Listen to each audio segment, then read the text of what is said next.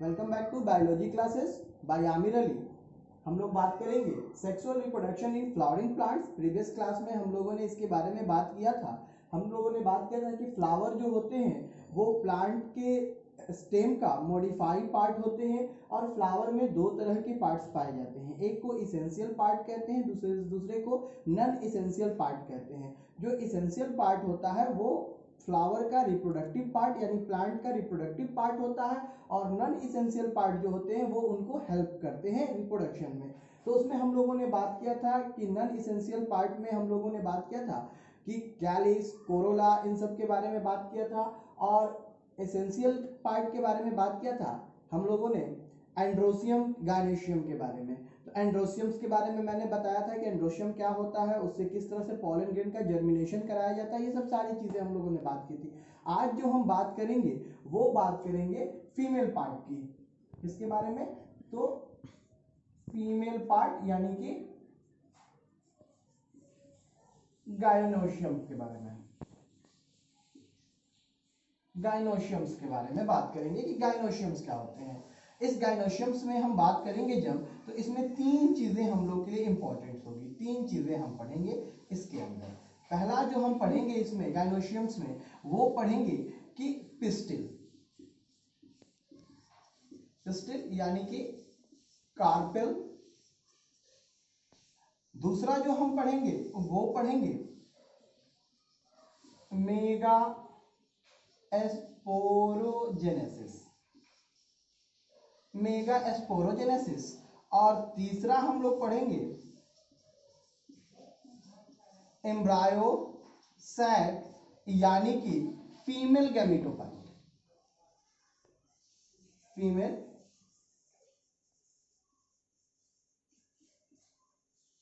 Gametophytes यानी embryo सैक्स के बारे में हम लोग पढ़ेंगे। तो ये चीजें हम लोग को आज डिस्कस करनी है। पहले इन सब चीजों के बारे में पढ़ेंगे, फिर इनके आगे हम पढ़ेंगे। जो ये टॉपिक्स हम लोग पढ़ रहे हैं इस टॉपिक्स को हम लोग बोलते हैं प्री फर्टिलाइजेशन इवेंट के नाम से जानते हैं। तो सबसे पहला हम बात कर रहे हैं कि पिस्टिल यानी कार्पेल क्या है। तो हम अगर देखेंगे कि फीमेल गायनोसियम्स के अंदर अगर गायनोसियम के एक यूनिट को लेते हैं तो उसी को पिस्टिल या कार्पेल कहते हैं। इस गायनोसियम के अंदर आप देखोगे कि कुछ इस तरह का स्ट्रक्चर यानी कि जो पिस्टिल होता है उस पिस्टिल में इस तरह के स्ट्रक्चर्स पाए जाते हैं।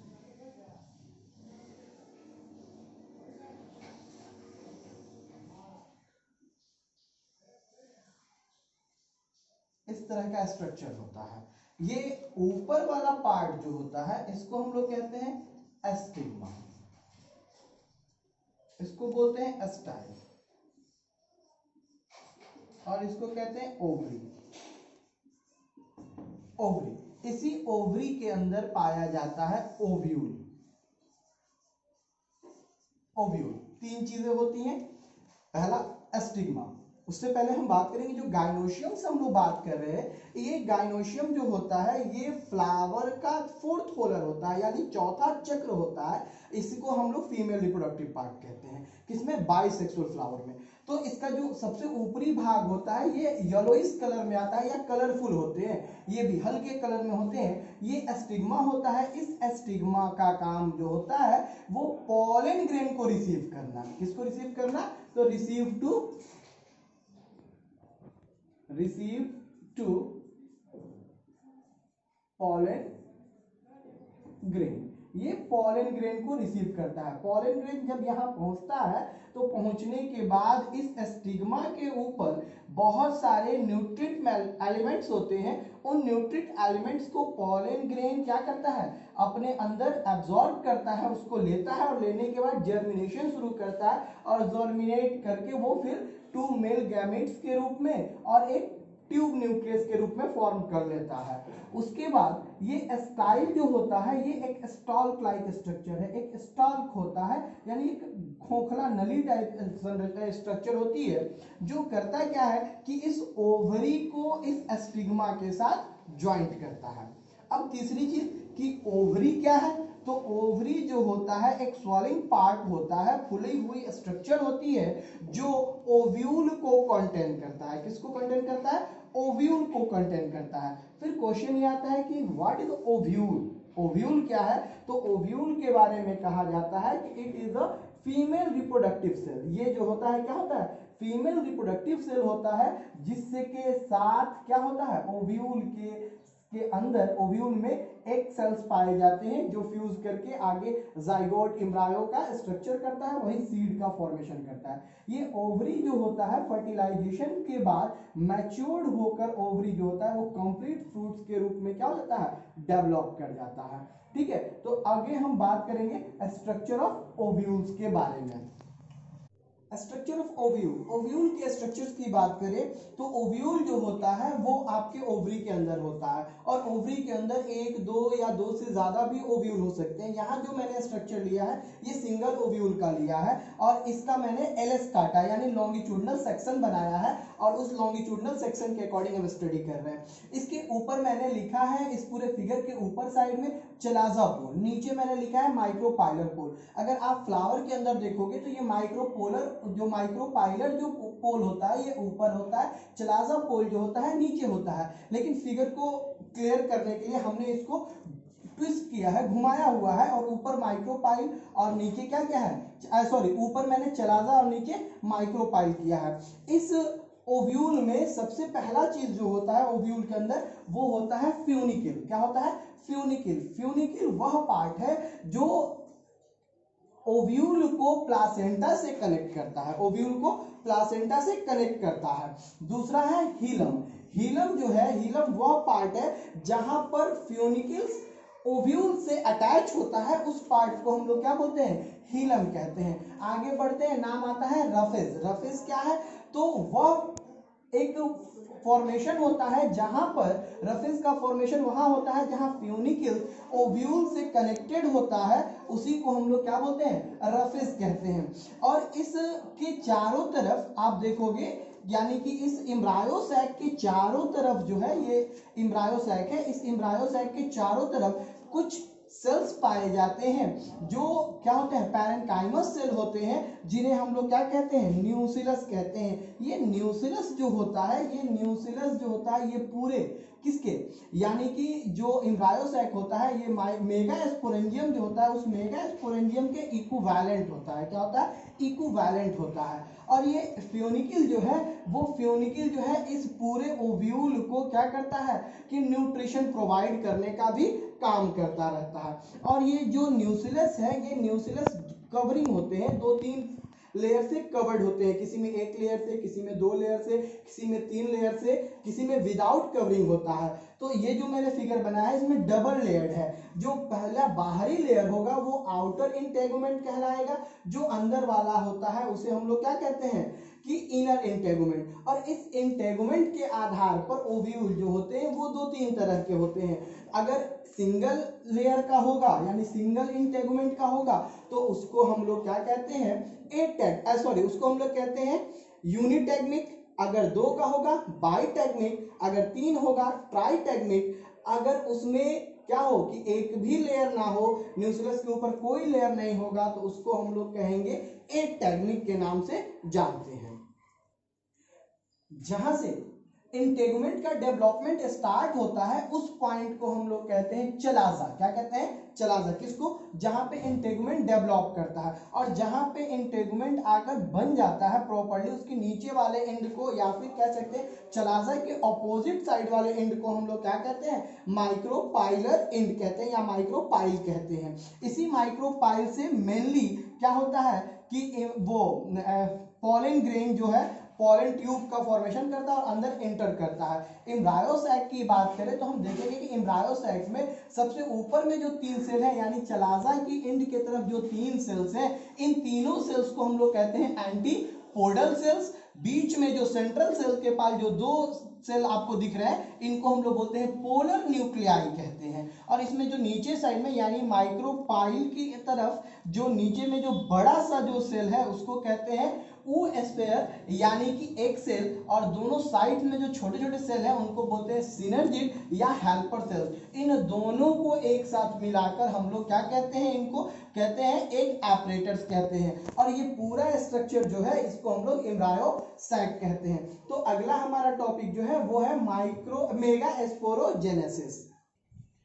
मेगास्पोरोजेनेसिस कहते हैं the process of formation of a megaspore from megaspore mother cell is called megasporogenesis. यानी कि किसी मेगास्पोर का फॉर्मेशन अगर मेगास्पोर मदर सेल से हो जाए उसी को क्या बोलते हैं, मेगास्पोरोजेनेसिस। हम लोग को याद होगा कि जब माइक्रोस्पोरोजेनेसिस हम पढ़ रहे थे तो उसमें भी पढ़ा था कि माइक्रोस्पोर पॉलन ग्रेन से अगर किसी माइक्रोस्पोर का फॉर्मेशन हो जाता है उसी को क्या बोलते थे, माइक्रोस्पोरोजेनेसिस कहते थे। सिर्फ उसी तरीके से है कि जब किसी मेगास्पोर, मेगास्पोर का मतलब फीमेल गैमेटोफाइट्स का फॉर्मेशन अगर किसी मेगास्पोर मदर सेल से हो जाता है तो उसी को क्या बोलते हैं हम लोग, मेगास्पोरोजेनेसिस कहते हैं। ये मेगास्पोरोजेनेसिस होता कैसे है कि जब मेगास्पोरोजेनेसिस का फॉर्म यानी मेगास्पोर का फॉर्मेशन होता है तो उस दौरान जो आपका मेगास्पोर मदर सेल्स होता है उसमें मियोसिस होता है। क्या होता है, मियोसिस होता है। और आफ्टर मियोसिस वो 4 मेगास्पोर में कन्वर्ट हो जाता है जिसको हम लोग टेट्राड कह सकते हैं। क्या कहते हैं, टेट्राड कहते हैं। 4 मेगास्पोर में कन्वर्ट हो जाना क्या कहलाता है, टेट्राड। टेट्राड कहलाता है, टेट्राड मेगास्पोर कहलाता है। टेट्राड मेगास्पोर में कन्वर्ट हो गया। अब वो मेजॉरिटी यानी कि ज्यादातर फ्लावरिंग प्लांट्स में ये देखा गया है कि कुल इन चारों मेगास्पोर में से सिर्फ वो एक मेगास्पोर जो होता है वो बिकम फंक्शनल होता है, बाकी अदर जो होता है वो डीजेनरेट कर जाता है। 3 जो होता है डीजेनरेट करता है। जब किसी भी प्लांट के अंदर एक मेगास्पोर से अगर किसी गैमेटोफाइट्स का फॉर्मेशन होता है उसी को हम लोग क्या बोलते हैं, मोनोस्पोरिक डेवलपमेंट कहते हैं। क्योंकि एक स्पोर से हुआ है तो मोनोस्पोरिक होगा, 2 स्पोर से होगा तो उसको हम लोग क्या कहेंगे, बाइस्पोरिक कहेंगे, 3 से होगा तो ट्राइस्पोरिक कहेंगे। कहता है, एक नोट है छोटा सा कि development of embryo sac from a single megaspore is called monosporic, यानी मोनोस्पोरिक डेवलपमेंट। जब सिंगल एम्ब्रायो सेक का डेवलपमेंट सिंगल स्पोर से होगा तो उसको क्या कहेंगे, मोनोस्पोरिक कहेंगे। जब 2 से होगा तो बाइस्पोरिक कहेंगे, 3 से होगा तो उसको हम लोग ट्राइस्पोरिक डेवलपमेंट कहते हैं। तो ये क्या है, मेगास्पोरोजेनेसिस है। आगे हम लोग बात करते हैं फॉर्म ऑफ ओव्यूल्स के बारे में कि ओव्यूल का फॉर्म कैसा होता है। फॉर्म ऑफ ओव्यूल्स, ओव्यूल्स का जो फॉर्म होता है वो 6 प्रकार का होता है, इसके बेंडिंग के आधार पर या इसके अनबेंडिंग के आधार पर। पहला नाम जो आता है वो आता है ऑर्थोट्रोपस। ये ग्रीक वर्ड ऑर्थो और ट्रोप्स का बना है। ऑर्थोस का मतलब होता है स्ट्रेट और ट्रोप्स का मतलब टर्न, यानी स्ट्रेट टर्न। स्ट्रेट टर्न का मतलब है कि सीधा वो क्या हो जाए, घूम जाए, सीधा उसमें मूवमेंट हो, उसको बोलते हैं। दूसरा जो होता है उसको बोलते हैं एनाट्रोपस। एनाट्रोपस का मतलब होता है, एना मतलब अप, ट्रोपस मतलब टर्न, यानी ऊपर से जो घुमावदार हो, ऊपर से जो घूम कर आए। तो इस तरह का लगभग 80% प्लांट में जो एंजियोस्पर्म जो होते हैं उनमें एनाट्रोपस टाइप का ओव्यूल पाया जाता है। तीसरा जो है वो है hemitropous. Greek word hemi means half, tropous मतलब टर्न, जो आधा मूव किया रहता है, यानी कि जिसमें क्या हो, आधा मूव किया रहे। और इसमें जो आपका क्या बोलते हैं, चलाजा और माइक्रोपाइलर जो होंगे वो फ्यूनिक्यूल जो होगा वो फ्यूनिक्यूल से राइट एंगल पे मूव किए रहते हैं, उन्हीं को हम लोग हेमीट्रोपस कहते हैं। दूसरा कह रहा है कि आपका ये क्या है, वो कैम्फिट्रोपस।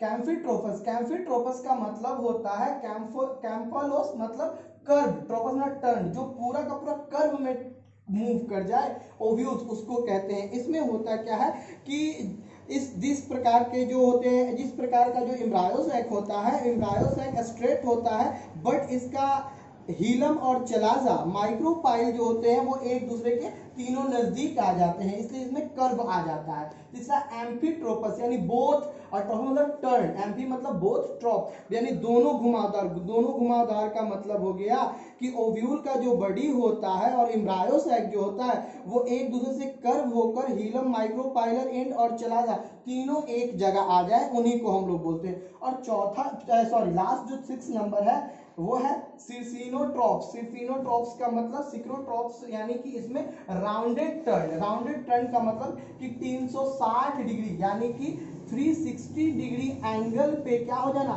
मूव कर जाना। अगर ऊपर चलाजा है तो फ्यूनिक्यूस जो होगा पूरा ऐसा मूव कर जाएगा इस तरह से, तो उसी को हम लोग बोलते हैं। ये फॉर्म ऑफ ओव्यूल्स है। अब हम लोग पढ़ेंगे कि फॉर्मेशन ऑफ फीमेल गैमेटोफाइट या एम्ब्रायोसैक, एम्ब्रायोसैक का फॉर्मेशन कैसे होता है।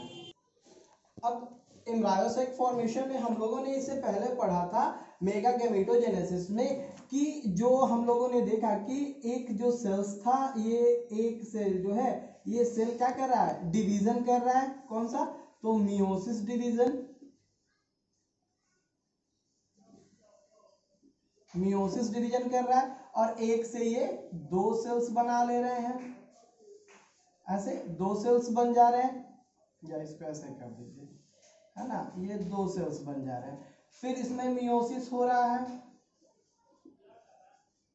मियोसिस हो रहा है। मियोसिस होने के बाद ये 2 से क्या हो जा रहे हैं, 4 सेल्स में बन जा रहे हैं। कितने, 4 इक्वल सेल्स में बढ़ जा रहे हैं। इसको हम लोगों ने क्या नाम दिया था, 4 मेगा स्पोर। क्या नाम दिया था, 4 मेगा स्पोर। ये है आपका micro mega mother cells division करके 4 मेगा स्पोर का फॉर्मेशन कर रहा है। इसमें से जो ऊपर वाले 3 होंगे, ये ऊपर वाले जो 3 मेगा स्पोर है, ये 1 नंबर, 2 नंबर और 3 नंबर, ये तीनों जो हो रहे हैं ये क्या हो जा रहे हैं, डीजेनरेट कर जा रहे हैं, तीनों डीजेनरेट कर जा रहे हैं। और एक जो मेगा स्पोर ये बचा हुआ है ये हो रहा है फंक्शनल, फंक्शनल मेगा स्पोर हो रहा है, फंक्शनल मेगा। अब यही फंक्शनल मेगा स्पोर जो होता है वो फीमेल गैमेटोफाइट्स का या एम्ब्रायोसेक का पहला सेल कहलाता है। क्या कहलाता है, पहला सेल कहलाता है। अभी जो फंक्शनल आपका है, फंक्शनल जो मेगा स्पोर होगा, फंक्शनल मेगा स्पोर होगा, ये हमने कहा कि एम्ब्रायोसैक का पहला सेल होगा। तो एम्ब्रायोसैक का जो पहला सेल होगा वो इस तरह से एक हो गया। इसका हमने क्या रखा, फंक्शनल नाम दिया। क्या नाम दिया, फंक्शनल मेगा स्पोर। इस फंक्शनल मेगा स्पोर में 3 बार, कितनी बार, 3 बार माइटोसिस डिवीजन होता है। उसमें मियोसिस था, इसमें माइटोसिस होगा। 3 बार माइटोसिस डिवीजन होता है। तो पहला माइटोसिस डिवीजन होगा तो इसमें 2 सेल्स बनेंगे। उसके बाद जब दूसरा यानी 2 न्यूक्लियाई, दूसरा जब होगा तो 2 से 4 बनेंगे। कितने हो जाएंगे, 4 हो जाएंगे, 4। तो 2 इधर ऊपर साइड में और 2 इधर नीचे साइड में, 4 हो गए। उसके बाद फिर ये पहला था माइटोसिस, सेकेंड होगा तो इसमें 4 हो गए। जब माइटोसिस थर्ड होगा, तीसरा होगा, तो ये हो जाएंगे आपके 8 सेल में, 1 2 3 4 5 6 7 8। तो इस ये हो गया 4 न्यूक्लियर स्टेज, ये हो जाएगा 8 न्यूक्लियर स्टेज, है ना। इसके बाद क्या होगा कि इसके बाद जो 4 होंगे तो इसमें से 2 जो सेल्स होंगे ये एक सेंटर में आ जाएंगे। दोनों क्या हो जाएंगे, सेंटर में आ जाएंगे। और सेंटर में आने के बाद यानी जो सेंटर में आएगा तो ऊपर वाला 3 हो जाएगा, 1 2 3, नीचे में भी 1 2 3 और 2 जो होंगे आप सेंटर में आ जाएंगे। ये दोनों आपस में फ्यूज कर जाएंगे। फ्यूज करने के बाद जो स्ट्रक्चर होगा कुछ इस तरह का स्ट्रक्चर हो जाएगा। ऊपर वाला 1 2 3, नीचे वाला 1 2 3, और ये दोनों आपस में फ्यूज होकर क्या कराएंगे, इनको कहेंगे पोलर न्यूक्लियाई। क्या कहेंगे, पोलर न्यूक्लियाई कहेंगे। यहां तक बात क्लियर है? आगे बढ़े। इसके बाद इस फिगर को आगे हम कर रहे हैं। क्लियर है यहां तक? कोई दिक्कत नहीं है। अब आगे देखिए, जब इसको हम आगे लेकर जाएंगे, पोलर न्यूक्लियाई के बाद इसको जब हम आगे ले जाएंगे तो हम देखेंगे कि एक बड़ा सा स्ट्रक्चर का फॉर्मेशन होगा। क्या होगा? एक बड़ा सा स्ट्रक्चर का फॉर्मेशन होगा। तो हम देखेंगे इसमें कि ये हमारा एम्ब्रायो सैक है। ऊपर वाला जो 3 सेल था वो इस तरह का हो जाएगा, बीच वाला आपस में फ्यूज करके इस तरह, और नीचे वाला जो होगा वो इस तरह का होता है ना। ये जो हमारा एंड था इसको हमने क्या नाम दिया था? चलाजा दिया था, क्योंकि चलाजा तो नीचे होता है, लेकिन फिगर मैंने पहले ही कहा कि ओव्यूल का स्ट्रक्चर मैंने टर्न किया है तो ये ऊपर हो गया, है ना। और इनको मैंने क्या नाम दिया था? कौन सा सेल था ये? तो ये थे एंटीपोडल सेल। एंटीपोडल सेल थे। क्या थे? एंटीपोडल सेल थे। ये जो दोनों आपस में फ्यूज किए थे इनका नाम क्या था? पोलर न्यूक्लियाई, या फिर बोलते हैं सेकेंडरी न्यूक्लियस, है ना। सेकेंडरी न्यूक्लियस कहलाता है। ये कहां चले जाते हैं? तो सेंट्रल सेल के पास, बीच में आते हैं तो सेंट्रल सेल के पास चले जाते हैं, सेंट्रल सेल होते हैं। और ये क्या होता है? ये बड़ा वाला जो है इसका नाम क्या था? ऊ स्फीयर। क्या नाम था? ऊ स्फीयर, जिसको हम लोगों ने क्या नाम दिया? Egg cell. ये तो जो हमको क्या दिख रहे हैं? छोटे छोटे जो स्ट्रक्चर दिख रहे हैं, छोटे छोटे जो सेल्स हैं, ये क्या थे? सिनर्जिड थे। सिनर्जिड थे। इस सिनर्जिड को मैंने क्या नाम दिया था? Helper cell. क्या नाम दिया था? Helper cell. इस वाले एंड का नाम हम लोगों ने क्या रखा था? तो इसका नाम रखा था हम लोग, इस एंड का नाम क्या था हमारा? माइक्रोपाइलपोल या माइक्रोपाइलर।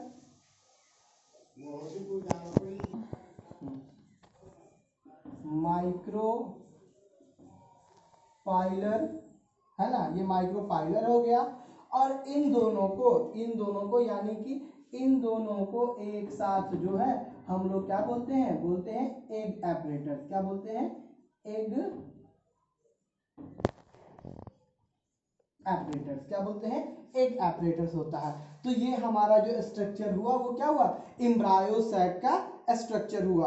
कुछ यहाँ पे कुछ क्या होते हैं? फिलीफॉर्म सेल्स पाए जाते हैं। कुछ में इस तरह से फिलीफॉर्म सेल्स पाए जाते हैं, जो कि कुछ सेल्स में पाए जाते हैं जिनका नाम क्या है? फिलीफॉर्म एपरेटर्स। अब हम देखेंगे तो इसमें टोटल एक आता है कि जो स्ट्रक्चर बना है, इस स्ट्रक्चर में 7 सेल और 8 न्यूक्लियाई का कई बार एग्जामिनेशन में, बोर्ड एग्जामिनेशन में क्वेश्चन पूछता है कि draw a well labelled diagram of 7 cell 8 nuclei structure. देखेंगे 1 2 3 सेल यहाँ हुआ, एक ये कंप्लीट सेल है, 3 1 4 5 6 7, तो 7 सेल स्ट्रक्चर हो गया, 8 न्यूक्लियाई। तो 1 2 3 4 5, क्योंकि ये क्या है? पोलर न्यूक्लियाई है। पोलर न्यूक्लियाई, 2 न्यूक्लियाई आपस में फ्यूज हुए, इसीलिए नाम मैंने क्या रखा? सेकेंडरी न्यूक्लियस नाम रखा, या सेकेंडरी न्यूक्लियस कहा। तो ये कितना हो गया? 3 2 5 6 7 8, यानी कि 8 कितने हुए? कि 8 न्यूक्लियाई का ये स्ट्रक्चर ड्रॉ कर गया। तो इस तरह से एक कंप्लीट एम्ब्रायो सैक का फॉर्मेशन हो गया। आगे हम लोग बात करेंगे पॉलिनेशन के बारे में। प्री फर्टिलाइजेशन इवेंट का ये तीसरा पार्ट है। प्री फर्टिलाइजेशन इवेंट का ये क्या है? तीसरा पार्ट है। हम लोग तीसरा भाग पढ़ रहे हैं, पॉलिनेशन। कहता है कि the process of transfer of pollen grain from an anther to a stigma of same flower or different flower is called pollination। मैंने कहा कि एक क्या है कि ये आपका फीमेल का पिस्टिल है। क्या है ये? फीमेल का पिस्टिल है ना। और यहाँ आपका क्या है? एंथर है ना। इस एंथर से यहाँ से एक पॉलन ग्रेन निकलकर, पॉलन ग्रेन्स क्या हो गए? इस स्टिग्मा पर पहुंच गए। इसी प्रोसेस का नाम मैंने क्या रखा? पॉलिनेशन रखा। यानी क्या पहुंचा? तो पॉलन ग्रेन। क्या पहुंचा? पॉलन ग्रेन जो है कहाँ पहुंचा? स्टिग्मा पर पहुंचा। स्टिग्मा पर पहुंचा पॉलन ग्रेन। एंथर से निकलकर स्टिग्मा पर जब जा पहुंचेगा तो उसी प्रोसेस को क्या कहते हैं? पॉलिनेशन कहते हैं। अब ये पॉलिनेशन जो होता है ये फ्लावर के अकॉर्डिंग, अगर फ्लावर यूनिसेक्सुअल है तो उस कंडीशन में, यूनिसेक्सुअल फ्लावर में क्या होगा कि पॉलिनेशन जो होगा वो क्रॉस पॉलिनेशन होगा, क्योंकि यूनिसेक्सुअल है, मेल अलग फीमेल अलग अलग, तो उस कंडीशन में इधर उधर ट्रांसफर होगा। अगर बाइसेक्सुअल है, क्या है? बाइसेक्सुअल है तो सेल्फ पॉलिनेशन होगा। यानी कि पॉलिनेशन हम क्या कह सकते हैं कि पॉलिनेशन आर टू टाइप्स। कितने तरह के? दो तरफ के। कैसे? पहला सेल्फ पॉलिनेशन, सेल्फ पॉलिनेशन, और दूसरा क्या है? Cross pollination. ये क्रॉस पॉलिनेशन जो होता है ये क्या होते हैं? ये हमेशा क्या हो जाते हैं? ये हाइब्रिड की तरह फंक्शन शो करते हैं। तो हम लोग स्टडी कर रहे हैं कि सेल्फ पॉलिनेशन क्या है। सेल्फ पॉलिनेशन क्या कहता है? The process of transfer of pollen grain from anther to stigma of the same flower is called pollination. Same flower हो, क्या हो? जब सेम फ्लावर का मतलब बाइसेक्सुअल प्लांट होगा। जब बाइसेक्सुअल मेल फीमेल दोनों एक ही के दोनों अल्टरनेट होंगे तो इस तरह वाले पॉलिनेशन को हम लोग क्या कहते हैं? सेल्फ पॉलिनेशन कहते हैं। अब सेल्फ पॉलिनेशन के लिए प्लांट के अंदर मॉडिफिकेशन होना चाहिए। क्या होना चाहिए? मॉडिफिकेशन होना चाहिए। किसमें? फ्लावर के अंदर या प्लांट के अंदर मॉडिफिकेशन इन फ्लावर के अंदर मॉडिफिकेशन होना चाहिए। ये मॉडिफिकेशन जो होते हैं वो तीन तरह के मॉडिफिकेशन होते हैं। पहला जो मॉडिफिकेशन होता है वो होता है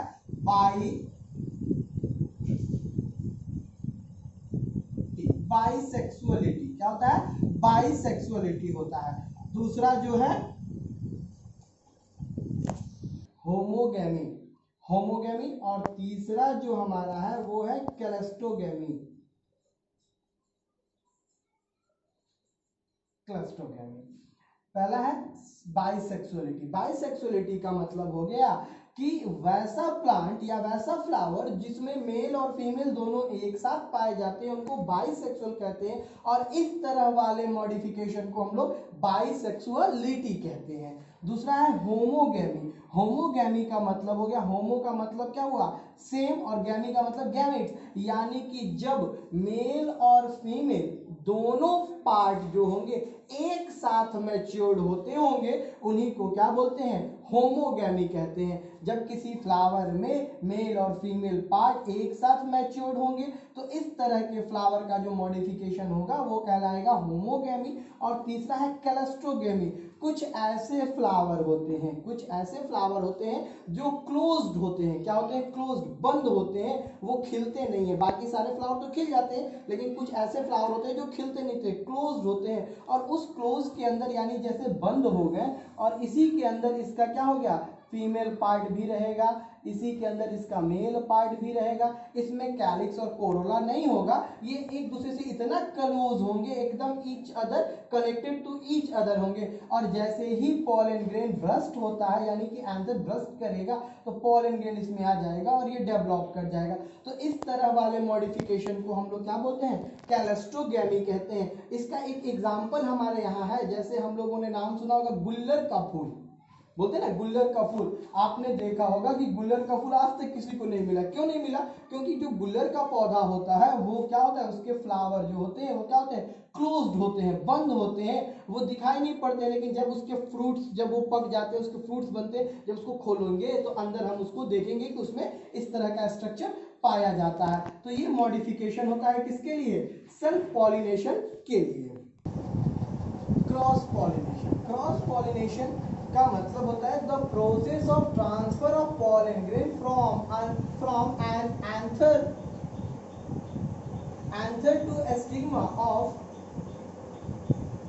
anther to a stigma of another flower of same plant or flower of another plant is called cross pollination।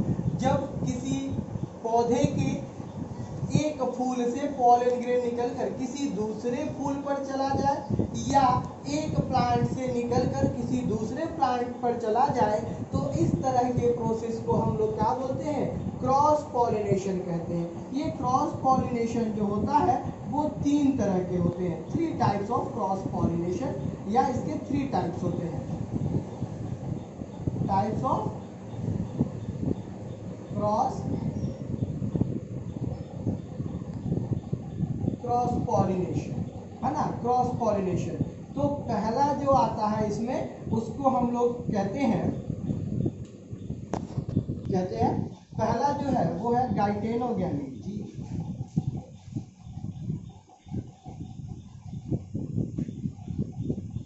गाइटेनोगैमी। दूसरा जो है वो है जेनोगैमी, और तीसरा जो है वो है हाइब्रिडिज्म।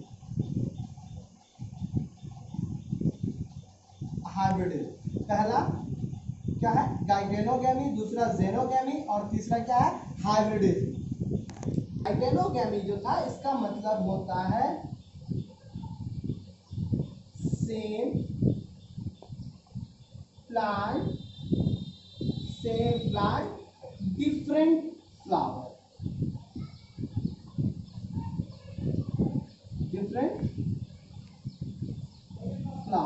यानी प्लांट एक ही रहेगा, फ्लावर अगर डिफर कर जाए, उसी फ्लावर पर ना होकर किसी दूसरे फ्लावर पर होगा, तो that phenomenon is known as geitonogamy. दूसरा है जेनोगैमी। जेनोगैमी का मतलब होता है, कहता है सेम प्लांट सेम स्पीसीज, और सेम प्लांट सेम स्पीसीज, है ना, डिफरेंट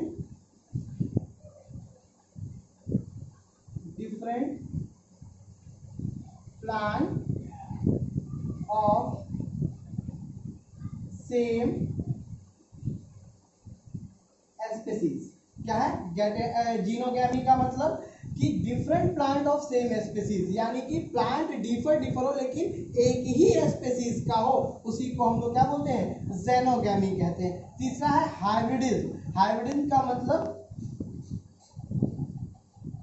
डिफरेंट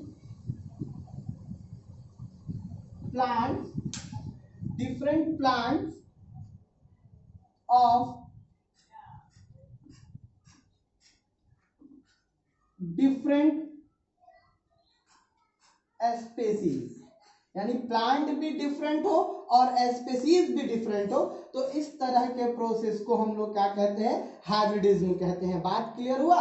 3 बातें मैंने कही cross types of cross pollination में। क्रॉस पॉलिनेशन के टाइप्स में 3 बातें मैंने कही कि जब सेम प्लांट हो डिफरेंट फ्लावर हो तो गाइटेनोगैमी, जब डिफरेंट प्लांट हो सेम स्पीसीज हो तो जीनोगैमी, जब डिफरेंट प्लांट हो और क्या हो डिफरेंट स्पीसीज भी हो तो उसको हम लोग क्या कहेंगे, हाइब्रिडिज्म कहेंगे। अब इस क्रॉस पॉलिनेशन के लिए कुछ एजेंट्स की जरूरत पड़ती है, कुछ एजेंट्स होते हैं जो क्या करते हैं कि इस क्रॉस पॉलिनेशन में क्या करते हैं, मदद करते हैं, क्रॉस पॉलिनेशन में हेल्प करते हैं। तो उन एजेंट्स के बारे में भी हम स्टडी कर लेते हैं कि कौन कौन से वो एजेंट्स होते हैं। Agents of cross pollination. Cross pollination के लिए कुछ एजेंट्स होते हैं जो इंपॉर्टेंट होते हैं। पहला एजेंट जो है वो है एनिमोफिली। एनिमोफिली क्या है भाई, तो पॉलिनेशन बाय विंड्स, जब हवा के द्वारा क्या हो जाए, हवा के द्वारा जब पॉलिनेशन होता है तो उस टर्म के लिए हम लोग यूज क्या करते हैं, एनिमोफिली, है ना, एनिमोफिली कहते हैं। दूसरा है वाटर, जब वाटर के थ्रू पॉलिनेशन होगा तो हाइड्रोफिली कहलाएगा। जब इंसेक्ट के थ्रू जब पॉलिनेशन होगा तो उसको हम लोग क्या कहेंगे, एंटेमोफिली कहेंगे। जब बर्ड्स के द्वारा होगा ऑर्निथोफिली कहलाएगा, जब बैट्स यानी चमगादड़ के द्वारा होगा तो क्रिप्टेरोफिली कहलाएगा, जब स्नेल के द्वारा होगा तो मैलोकोफिली कहलाएगा, और जब एंट्स के द्वारा होगा यानी चींटों के द्वारा होगा तो मैर्मेकोफिली कहलाएगा। तो ये सारे जो है ये क्रॉस पॉलिनेशन के एजेंट्स होते हैं। इनके लिए यानी हर एक के लिए क्या है, कुछ मॉडिफिकेशन होता है। जैसे विंड पॉलिनेशन के लिए क्या मॉडिफिकेशन होना चाहिए, तो मॉडिफिकेशन ये होना चाहिए कि एंथर जो होगा उसका पॉलन ग्रैंड हल्का होना चाहिए, ड्राई होना चाहिए। एस्टिग्मा क्या होना चाहिए, हेयरी एस्टिग्मा होना चाहिए, जो हवा में जैसे बढ़े उसको क्या करे, अपनी तरफ खींच ले। जैसे इसका एग्जांपल हम लोग देखते हैं किसमें, मेज में, मक्का में देखोगे उसका पॉलन ग्रैंड जो होता है एकदम हल्का होता है, और जैसे वो मैच्योर होकर नीचे गिरता है और उसके एस्टिग्मा में क्या होता है कि हेयर निकले रहते हैं, उस हेयर पे जाता है, फंसता है, वो अंदर चला जाता है। तो ये सारी चीजें मॉडिफिकेशन होगी। ये हमारा जो पीडीएफ फाइल जो है उसमें ये सारे चीजों के बारे में डिटेल डिस्क्रिप्शन दिया हुआ है कि कैसे कैसे होता है, क्या क्या उनमें मॉडिफिकेशन होता है। इसके बाद एक छोटा सा इसमें टॉपिक है, उसका नाम है पॉलन पिस्टल इंटरैक्शन। क्या है, पॉलन पिस्टल इंटरैक्शन, उसको देख लेते हैं। pollen pistil interaction कहता है it is a sequence of events that occur from the time of pollen deposit over stigma till the time of entry of pollen tube inside the ovule। ये उस समय का सीक्वेंस है कि जब pollen grain pollination के द्वारा stigma पर पहुंच जाता है, डिपॉजिट हो जाए, वहां से न्यूट्रिशन ले, और न्यूट्रिशन लेने के बाद पॉलन ट्यूब का फॉर्मेशन करे जो ओव्यूल तक जा पहुंचे। इसी को हम लोग बोलते हैं पॉलन पिस्टल इंटरैक्शन। अब ऐसा नहीं है कि किसी स्टिग्मा पर, किसी पिस्टल पर, किसी स्टिग्मा पर सारे के सारे पॉलन ग्रेन जो होंगे वो जर्मिनेट करेंगे, नहीं। अगर वो पॉलन ग्रेन उस जाति का होगा या उसके अंदर उस तरह के केमिकल्स मिलने के बाद वो जर्मिनेट करने लगे तो ये प्रोसेस होगा। इसी को हम लोग बोलते हैं पॉलन पिस्टल इंटरैक्शन कहते हैं। अब ये जो टॉपिक्स मैंने सारे डील्स किए, इन सब का अगर आपको पीडीएफ फाइल्स में नोट्स चाहिए तो मेरे लिंक में मेरा नंबर दिया हुआ है, वो व्हाट्सअप नंबर भी मेरा है। उस व्हाट्सअप नंबर पर आप मुझे मैसेज कर सकते हैं। आप मैसेज करके मुझसे मेरा पीडीएफ ले सकते हैं, मैं पीडीएफ आपको सेंड कर दूंगा, उसको डिटेल्स पढ़िए। अगर जहां भी दिक्कत हो मेरे व्हाट्सअप नंबर पर आप मुझे कॉल कर सकते हैं, या उस नंबर पे कॉल कर सकते हैं, या मेरे व्हाट्सअप नंबर पर मैसेज कर सकते हैं। जो भी टॉपिक्स में आपको गड़बड़ होगा वो टॉपिक्स मैं आपको फिर से डील कर दूंगा, मैं आपको पर्सनली वो चीजें बता दूंगा। फिर मिलते हैं नेक्स्ट टॉपिक्स पे, हम लोग बात करेंगे फर्टिलाइजेशन के बारे में। नेक्स्ट वीडियो में हम लोग फर्टिलाइजेशन की बात करेंगे। तब तक के लिए गुड बाय।